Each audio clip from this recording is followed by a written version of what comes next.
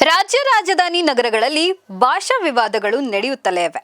ಅನ್ಯ ಭಾಷೆಯವರ ಹಾವಳಿ ಹೆಚ್ಚಾಗಿದ್ದು ಸ್ಥಳೀಯ ಕನ್ನಡಿಗರ ಮೇಲೆ ಕೆಲವೊಮ್ಮೆ ದರ್ಪ ತೋರಿಸುವ ಘಟನೆಗಳು ಹೆಚ್ಚಾಗ್ತಿವೆ.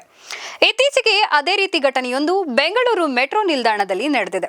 ಆ ವಿಡಿಯೋ ಸಾಮಾಜಿಕ ಜಾಲತಾಣಗಳಲ್ಲಿ ಸಖತ್ ವೈರಲ್ ಆಗಿದೆ. ಮೆಟ್ರೋ ನಿಲ್ದಾಣದ ಟಿಕೆಟ್ ಕೌಂಟರ್ನಲ್ಲಿ ಇಬ್ಬರು ಮಹಿಳಾ ಪ್ರಯಾಣಿಕರ ನಡುವೆ ಭಾಷಾ ವಿಚಾರವಾಗಿ ಗಲಾಟೆ ನಡೆಯಿತು.